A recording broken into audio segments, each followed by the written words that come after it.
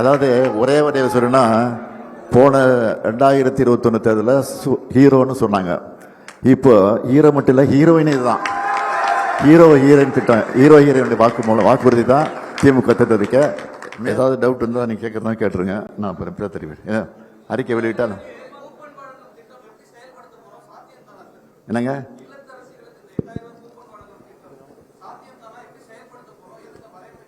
தேர்தல் அறிக்கையில் முழுசாக கொடுத்துருக்குறோம் அளவுக்கு.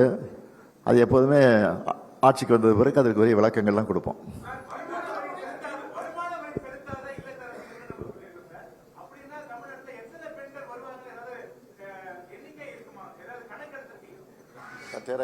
சற்றேறக்குரிய 2 கோடி பேர் இருக்கும்னு நினைக்கிறேன். 2 கோடி. ஆமாம், நிச்சயமா வருமான வரி செலுத்தாத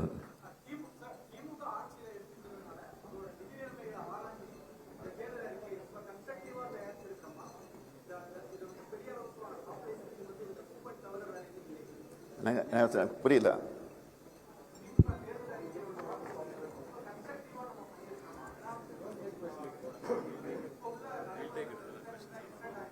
ஏற்கனவே நிதி பற்றாக்குறை இருந்தப்போ தான் மகளிருக்கு 1000 ரூபாய் பழைய ஓய்வூதிய திட்டம், நாங்கள் சொன்னப்போ இதெல்லாம் சாத்தியமே இல்லைன்னு பல பேர் சொன்னாங்க. ஆனால் அதையெல்லாம் நிறைவேற்றி காட்டியிருக்கிறோம். இப்போவும் உங்கள் சந்தேகத்தை சில பேர் கேட்கலாம், நிச்சயமாக நிறைவேற்றுவோம். ஏன்னா பொருளாதார வளர்ச்சியிலும் நம்பர் 1 மாநிலம் பேர் எடுத்திருக்கிறோம் இல்லையா?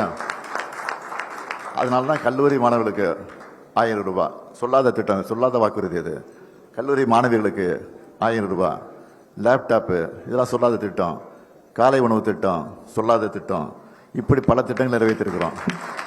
அதனால் சொல்லியிருக்கக்கூடிய திட்டம் நிச்சயமாக நிறைவேற்றும். சந்தேகம்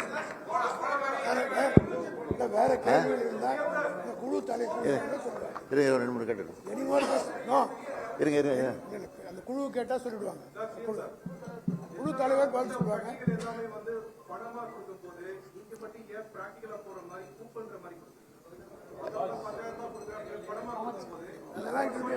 இல்ல அதை விரும்பி வாங்கிப்பாங்க. போய்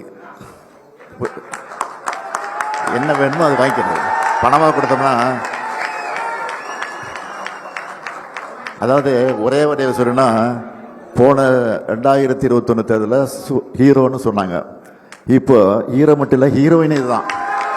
ஹீரோயின் திட்டம், ஹீரோயினுடைய வாக்குறுதி தான் திமுக திட்டத்துக்கு.